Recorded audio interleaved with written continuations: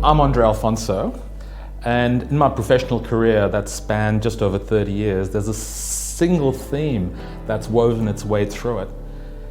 And that's helping and serving leaders to reach out and touch their true potential, to show up as the best version of themselves. And today, I run two companies that focus just on that. The first organization is Ariel in Australia, and we work on just one thing, which is presence. And we teach people how to have more presence.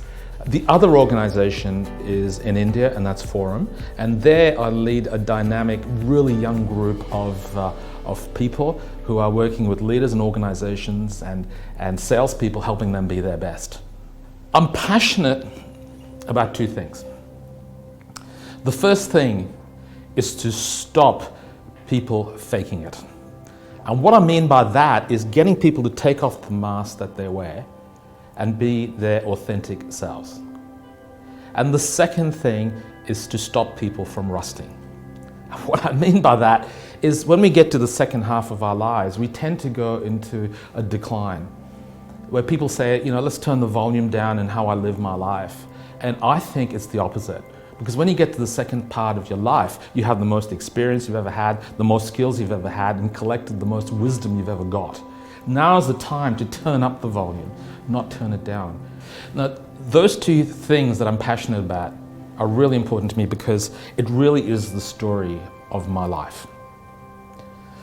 When I was 12 years old, my parents immigrated to Australia, and I found myself as the only brown kid in a school.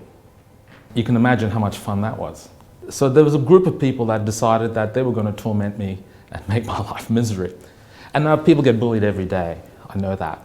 And it's how we react to bullying that was probably the thing that affected me most, because I decided to keep it a secret. I did not tell my parents. My parents had no idea that I was bullied. And that was the first mask that I put on, because I was never going to be weak or seen to be weak again. In my 20s and 30s, I moved on to a very, very successful corporate career, and I rose to the dizzy heights of a senior executive position in one of the top Fortune 500 companies. I fell in love with my career because, all of those feelings of worthlessness that I had at school were now covered by this career I had. So I put on a career mask. And in doing that, my marriage became an inconvenient truth. In destroying that marriage of mine was a terrible price to pay. It was unforgivable, I believe, because the impact it had on my 13-year-old stepson and my two daughters, who were 6 and 8 at the time, was just not fair.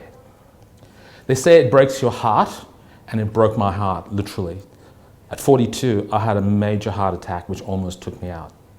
It just meant that I had to reinvent my life. And the thing that attracted me was consulting, because it was another mask to put on. Because when I joined a consulting company, when people pay you for you, it is the most direct way of recognizing self-worth, right? They're paying you for you. And I did really well. I was like a duck to water in that consulting company. I rose to the top, met my soulmate, had a couple of daughters, and life was going really well. Except I was still vulnerable to, a boss and an organization that could take me out anytime. So at the top of my game as managing director of this management consulting company, I decided to quit and start my own business.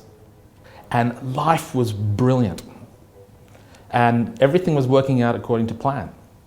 And as Mike Tyson said, everybody has a plan until they get punched in the face. In 2015, I got punched in the face, right? And heart disease came knocking once more.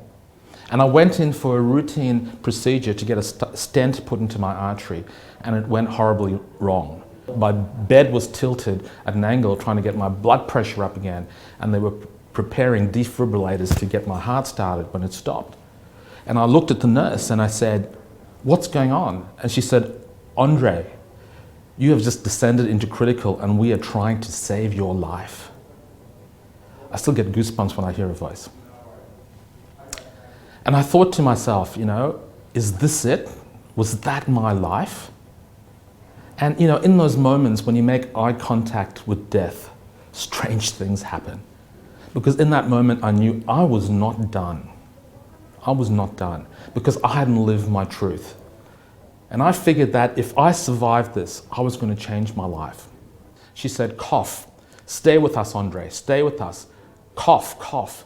And I was coughing and coughing. And in that moment of coughing, I coughed up all of those masks that I was wearing. I coughed up all of those doubts I had of myself and all of the weaknesses that I'd sort of hidden behind in that moment. After going through that experience, right, I do not want to wear any more masks. I want to be myself, be my authentic self. And I find it incredibly liberating. Not only is it liberating, but it's given me this vitality and energy which I just didn't know I had. So the second half of my life, which I'm living right now, is going to be one of meaning. I'm going to turn up the volume and try and help people in terms of, you know, making sure that they can be the best version of themselves, either through working with me or through the organizations that I lead.